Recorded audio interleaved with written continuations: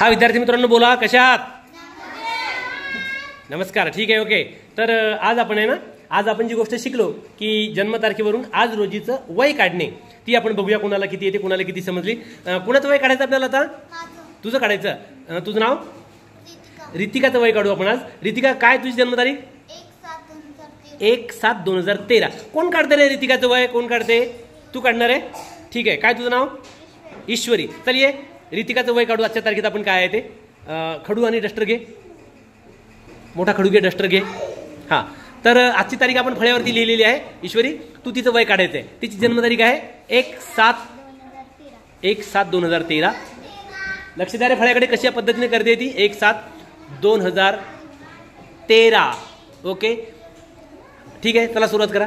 तारखेखाली तारीख लिहिली, महिन्याखाली महिना आणि वर्षाखाली वर्ष लिहिले आपण. चला बोला, घ्या पुढे. 3 मधून 1 गेले 2 आणि 1 मधून 5 मधून 7 जाऊ शकणार नाही, म्हणून इकडचा एक महिना इकडे घ्यायचा. महिना नाही, वर्ष. वर्ष घ्यायचा. इथे 12 नाही, 5 आणि 12 17 आणि मग 17 मधून 7 गेले, राहिले 10. मग इथे लिहायचं 2003.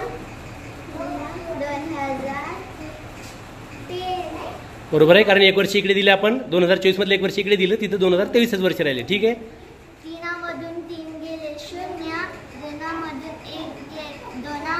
1 गेले 1, 0 मधून 0 गेले 0, 2 मधून 2 गेले 0. म्हणजे आज रोजी आम्हाला सांग, आज रोजी रितिकाचं वय किती आहे? सांग. 10 वर्ष 10 महिने 12 दिवस. 10 वर्ष 10 महिने 12 दिवस हे आजचं रितिकाचं वय आहे. बरोबर काढलं का ना? ओके, ठीक आहे. जोरदार ईश्वरीसाठी एकदा जोरदार टाळ्या झाल्या पाहिजेत. थँक्यू. खूप छान वय काढलं. आणि तुम्ही सगळ्यांनी सुद्धा आपल्या घरातल्या ज्यांच्या जन्मतारखा पाठ आहेत, अशांची वय उद्या अशा पद्धतीने काय करायची? काढून आणायची. काय करायचं?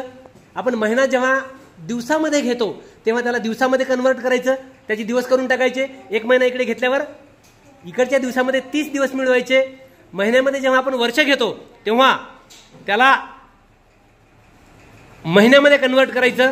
वर्ष जर महिन्यामध्ये घेतलं तर त्याचे काय करायचे? आपल्याला 12 महिने करायचे. इकडचे असलेले महिने त्यामध्ये 12 मिळवायचे आणि त्यातून वजाबाकी करायची. ठीक आहे, लक्षात आलं? ओके, ठीक आहे. तर उद्या प्रत्येकाने वय काढून आणायचे आहेत.